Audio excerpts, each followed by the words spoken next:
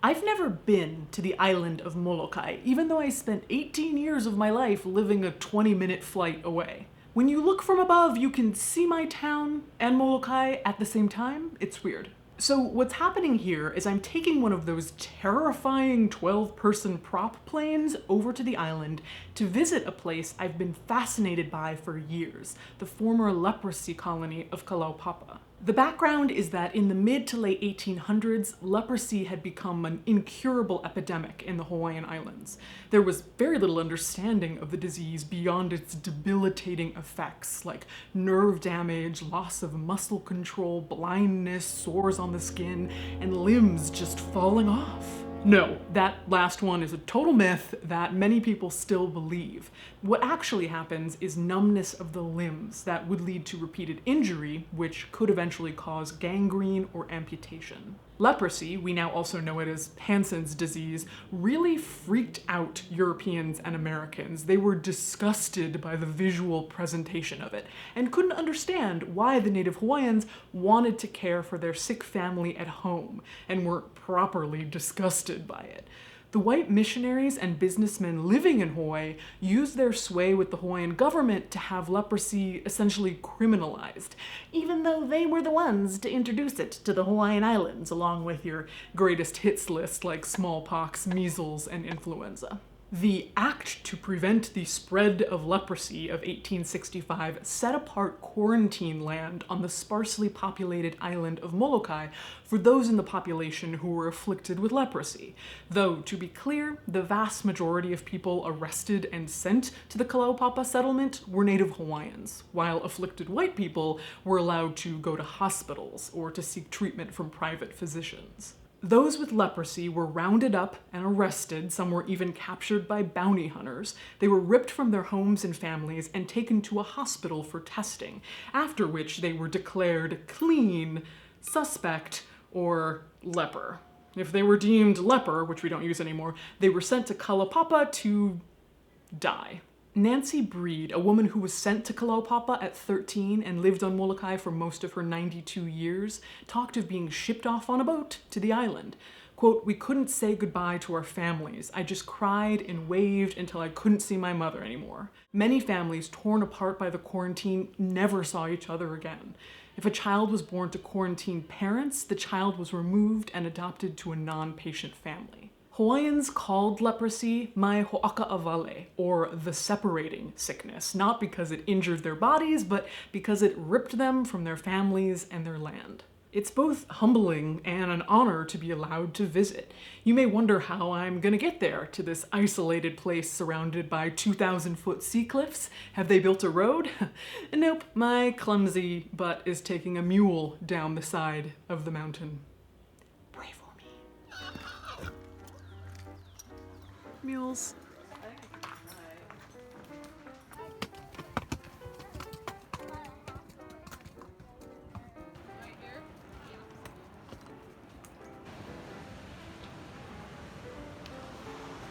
So an hour and a half, I discovered I was not an expert mule rider.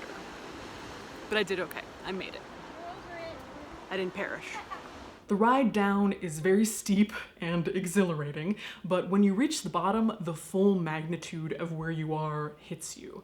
I was, for obvious reasons, most interested in how they cared for the bodies of the patients in the colony, and the answers varied depending on how much death was happening at the time. The first patients were sent to the windward village of Kalawao on the Kalaupapa Peninsula.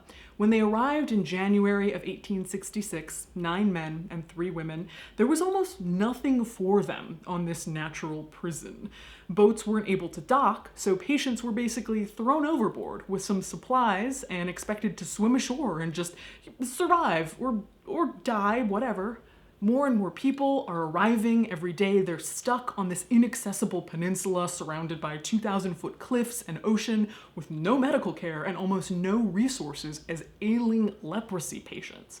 Many died slow, agonizing deaths at a rate of 5 people a day, buried by the thousands in a mass unmarked grave like this one. This is a dark history. I sort of tricked you with the whole whimsical mule ride, but more people need to know about this and that it happened. As time went on, the colony expanded and spread beyond Kalawao to include the town of Kalaupapa on the leeward side of the peninsula. Life did improve for the patients. Deaths were less frequent because the landscape was less rugged, the wind less unrelenting. They were provided more resources, hospitals, housing, food, and clothing. Of course, this second move also displaced the native fishermen and their families living there, so yeah. Things are never totally awesome when you're ripping people from their families and forcing them into segregation to die. 5,000 people are buried here in this part of the colony, although it doesn't look like that many because a tidal wave in 1946 took down many of the wooden crosses that once marked the graves. The most famous resident of Kalaupapa wasn't a native Hawaiian, of course. It was a Catholic priest, Father Damien. He's a saint now, good for him. Father Damien arrived in 1873 from Belgium. After living and working in the colony, Father Damien himself was diagnosed with Hansen's disease in 1884 and died of it in 1889. He was buried in a simple grave outside this church of St. Philomena, supposedly in the spot where he first slept upon arriving at Molokai. In 1936, Father Damien's remains were exhumed, transported to Belgium, and reburied. But in 1995, the bones of his right hand were returned to Molokai and reinterred at his first gravesite. When I was at Kalaupapa, my guide told me, I know the mother of the boy they had bring Father Damien's hand down the trail in a backpack. He was never the same after that day. I don't know what that means, but it sounds cool. Saints relics, am I right? It's kind of a similar feeling to being someplace like Auschwitz, where you know thousands of people died and their remains are here, but it's just so beautiful that it confuses your mind. Why is this so beautiful with so much death? Does not compute. In 1949, with the introduction of antibiotics to treat Hansen's disease, forced quarantine was lifted. In 1969, everyone was given the option to leave, but they didn't know any other life, nor did they want to be judged by the outside world, so most stayed. Now there are only 7 people from the original colony left. I did meet one of them, but obviously didn't film him. There were 8 people, but our guide Keahi told me someone had died here the other day. They buried them right away the next day. There's no morgue here, so we wanted to keep the body from decomposing. I did not take that opportunity to explain the merits of a home funeral, like I normally would. I feel like these folks have known more death than I will ever understand. Though they were sent to the colony to die, and thousands tragically did, the people of Kalaupapa found a way not only to endure, but to have full, meaningful lives. They found community in their exile, getting married, building, creating. They also found a new family among the Mai Ho'aka Avale, those separated by sickness.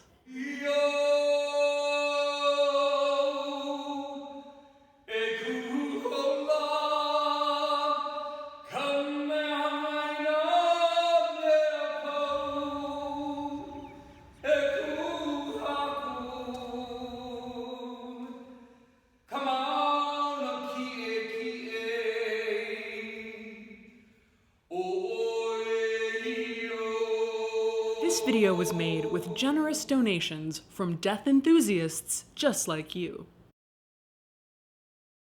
My mule is, it's not the calm one, I'll tell you that. Yeah, I'm gonna rename you Flopping Down the Hill is your new, what is that in Hawaiian?